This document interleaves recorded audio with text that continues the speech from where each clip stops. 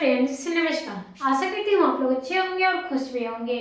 Video academy 2.0 में आप सभी का स्वागत और सदा अभिनंदन है। तो आज मैं रोशनी मैम वीडियो अकेडमी 2.0 पे आप लोगों के लिए लेकर आ चुकी हूँ बीएड से संबंधित वीवीआई क्वेश्चन, जिसमें आप लोगों को हर एक बात बतलाई जाएगी। जो भी आप लोगों को समस्या है आप लोग उसका समाधान निकाल सकते हो सिर्फ रोशनी मैम से बातचीत करके। तो आप लोगों को टेलीग्राम वीडियो अकेडमी 2.0 पे मिल जाएगा आप लोगों को, और उसका लिंक भी आप लोगों को नीचे दे दिया जाएगा। तो जो भी समस्या है रोशनी मैम से आप लोग खुद ही पूछ लें। और आप लोगों को बीएड से संबंधित एक नोटिफिकेशन जारी हुई है, जिसे मैं आप लोगों के सामने प्रस्तुत करना चाह रही हूँ। तो जो भी बच्चे बीएड फर्स्ट ईयर में, यानी जिनका सेशन 25 से 27 है, उन सारे बच्चे के लिए एक बड़ा नोटिफिकेशन जारी कर दिया गया है। नोटिफिकेशन यह है कि आप लोगों का एग्जाम 25 से स्टार्ट 3 तक हो जाएगा। आप लोगों को 25 से सारे कोर्सेज आप लोगों को 3 तक होगा। ईपीसी 1, ईपीसी 2, ईपीसी 3 आप लोगों को 8 से लेकर 10 तक के एग्जाम होंगे। तो आप लोगों को इसी मंथ में, आप लोगों को लास्ट वीक में आप लोगों का एग्जाम स्टार्ट हो जाएगा। तो चलिए, अगर मैं आप लोगों को सारे कोर्सेज फ्री में कराऊँ तो आप लोग क्यों नहीं करोगे? जरूर ही करोगे, क्योंकि मैं आप लोगों को बता दूं, यहाँ पे वीडियो अकेडमी 2.0 पे आप लोगों को फ्री कोर्स दिया जा रहा है, वो भी बीएड से संबंधित 2 साल का कोर्स। तो आप लोग कृपया करके पूरे से पूरे क्लास को ज्वाइन करें, ताकि आप लोगों को बीएड के एग्जाम देने में कोई भी तकलीफ ना हो।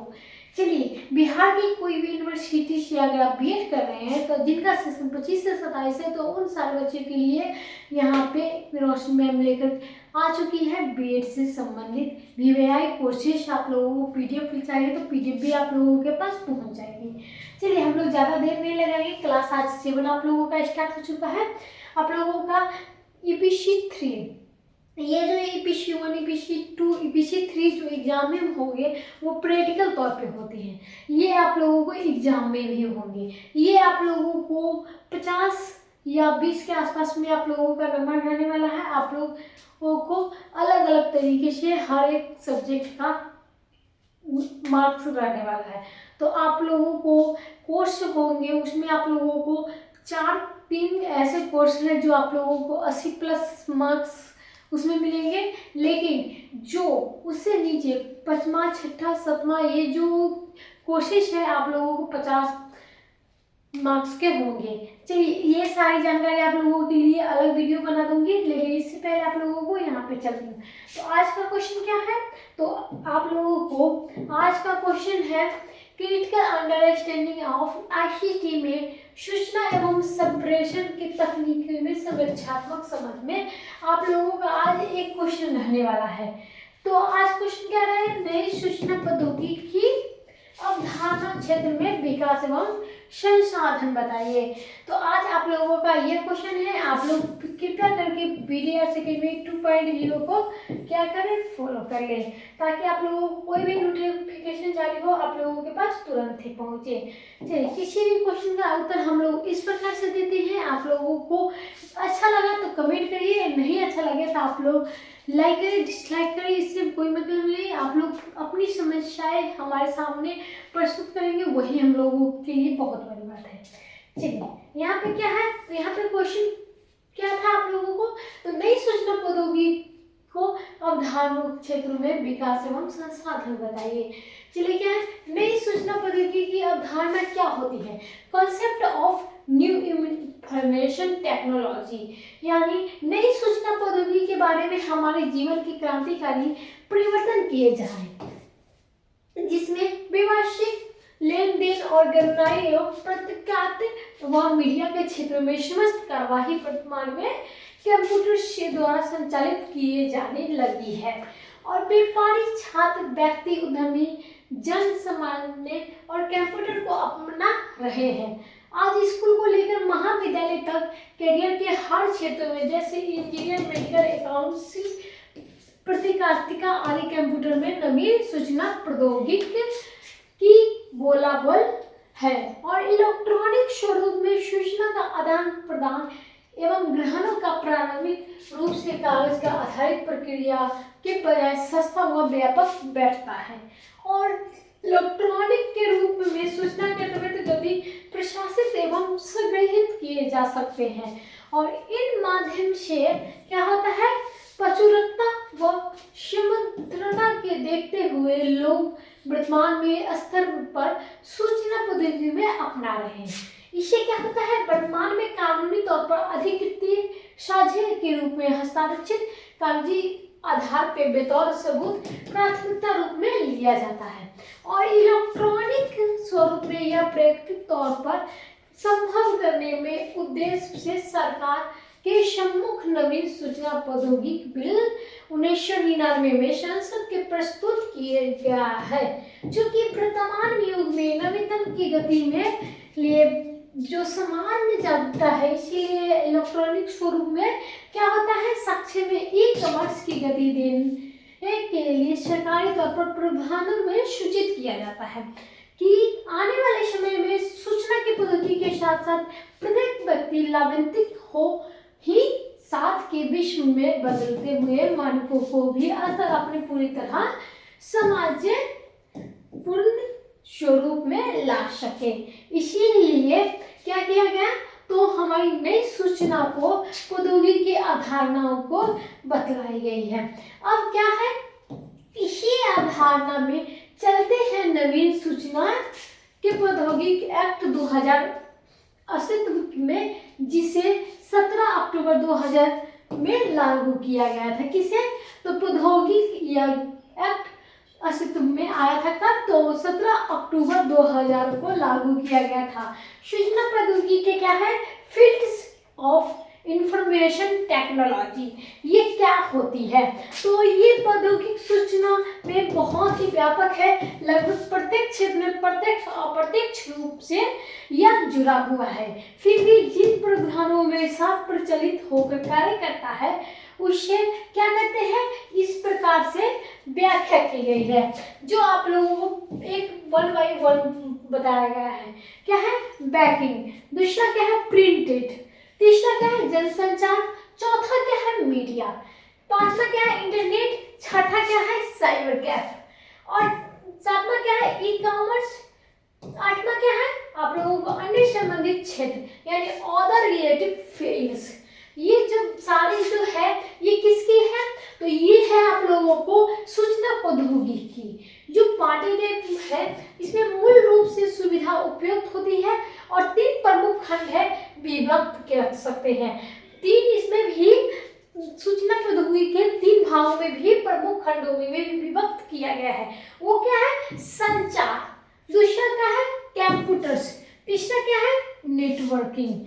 तो आप लोगों को ये क्लासेस कैसी लगती है जरूर ही बताइएगा। उससे पहले विकास एवं संसाधन में हम लोग बात कर लेते हैं। डिप्लॉयमेंट इज रिस्पॉन्स, यानी सूचना प्रौद्योगिकी विकास संचार में शुरू में हुआ एक व्यक्ति या शोध के दूसरे व्यक्ति से तक शोध सूचना संप्रेषण संचार ही कहलाता है। जीवन में हर एक क्षेत्र इसी संचार में वेद अध्ययन व्यापार होता है। तो आप लोग प्लीज क्लास को शेयर कीजिए, क्लास को लाइक कीजिए और ज़्यादा चैनल को सब्सक्राइब करें। अगर आप हमारे चैनल पे नए हैं तो चैनल को सब्सक्राइब करें, वीडियो को लाइक करें और ज़्यादा से ज़्यादा हो तो वीडियो को शेयर। और कौन से यूनिवर्सिटी से आप लोगों का एग्ज़ाम कब होने वाला है ये जरूर ही बताइएगा, क्योंकि मैं जो एग्ज़ाम नोटिफिकेशन दी थी आप लोगों को वो मैं दी थी बिहार यूनिवर्सिटी के। आप लोगों का कौन सा यूनिवर्सिटी है ये जरूर ही बताइएगा। अगर आप यूपी से बीएड कर रहे हैं तो वो भी आप लोग बताइएगा, उसका भी अगर एग्जाम नोटिफिकेशन आ जाएगा तो आप लोगों के सामने बताया जाएगा। चलिए अब हम लोग चलते हैं यहाँ पे क्या है, वार्तालाप, मनोरंजन, पत्रकारिता जैसे सभी क्षेत्रों में संचार के आधारशिला प्रतियोगिता के क्षेत्रों में क्या है, संचार का विकास ही सूचना प्रौद्योगिकी का जनक है।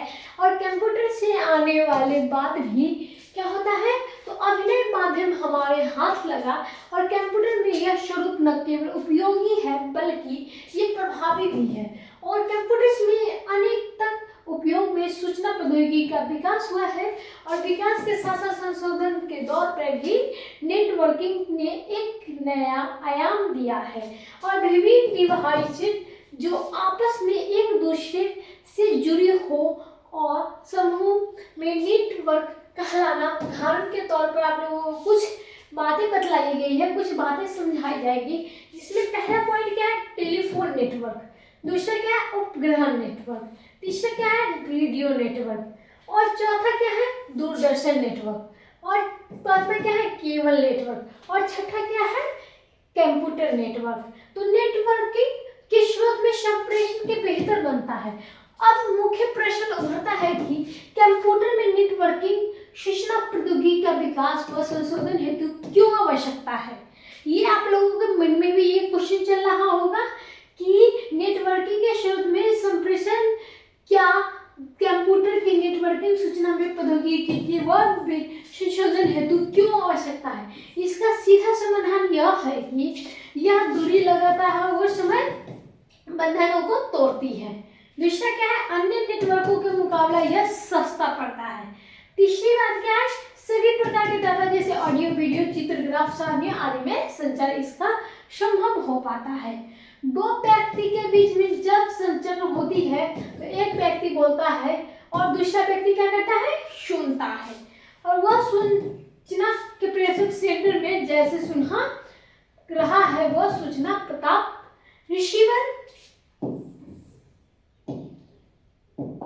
प्रेषक के मुंह पर बोली गई बात को पर्याप्त कानों तक पहुंचती है और दो के बीच कोई न कोई समाधान आवश्यकता रूप से उपस्थित होता है। आप लोगों को एक डायग्राम के अनुसार आप लोगों को बतलाई जाएगी है। ये आप लोगों का एक डायग्राम है जिसमें आप लोगों को समझाया जाएगा क्या सेंडर और रिसीवर आखिर होती क्या है। तो सेंडर और रिसीवर आप लोगों को क्या होती है, तो सेंडर क्या होता है आप लोगों को बतलाई गई। इसमें चैनल आप लोगों को है यहाँ पे क्या है, तो यहाँ पे उदाहरण के तौर पे मानो कि एक व्यक्ति फोन पर वार्तालाप कर रहा है तो दूसरा क्या है, व्यक्ति इस घटित हो रही है। एक निश्चित का प्रेषक फोन से मदद बोल रहा है तो दूसरा क्या कर रहा है, आवाज को सिग्नल के रूप में बदल देता है जो टेलीफोन के तार के द्वारा प्रयातक के शीपर तक पहुंचता है। दूसरा तीसरा क्या है, प्रयातक के शीर पर फोन सिग्नल के पुनः आवाज बदल देता है, और चौथा क्या है, प्रयातक के अब फोन के माध्यम से संदेश सुनता है। यह संपूर्ण प्रक्रिया 5 चरणों में पूरी तरह घटकों के रूप में है। पहला क्या है, प्रेषक, दूसरा क्या है, प्रेषक के शीर का उपकरण, तीसरा क्या है, प्रेषण के माध्यम, चौथा क्या है, प्रेषकर्ता के शीर का उपकरण, और पांचवा क्या है, प्राप्तकर्ता। तो इसी प्रकार से आप लोगों को रिसीवर और सेंडर समझ में आ चुका होगा। और आप लोगों का क्वेश्चन क्या था, तो कुछ महत्वपूर्ण घटक है जो कंप्यूटर, शारीरिक, इंटरनेट और ईमेल के द्वारा भी होता है, जिसमें क्या है, तो सूचना प्रौद्योगिकी के संपूर्ण प्रक्रिया विकास के इसी प्रकार से और सूचना क्रांति के महत्वपूर्ण घटकों की ओर छा जाता है। इससे विकास के साथ साथ नए नए संसाधन भी जुड़ते हैं और सूचना के प्रौद्योगिकी महत्वपूर्ण घटकों के रूप में समाज को स्थापित करते हैं। इसी को हम लोग क्या कहेंगे, नई नई सूचना प्रौद्योगिकी अवधारणा का क्षेत्र का विकास एवं संसाधन। आप लोगों को कैसा लगा आज का क्लास जरूर ही बताइएगा। ऐसे ही क्लास को ज्वाइन करने के लिए हमारे चैनल को सब्सक्राइब कर ले, वीडियो को लाइक कर ले और वीडियो को शेयर कर दे। तब तक के लिए धन्यवाद।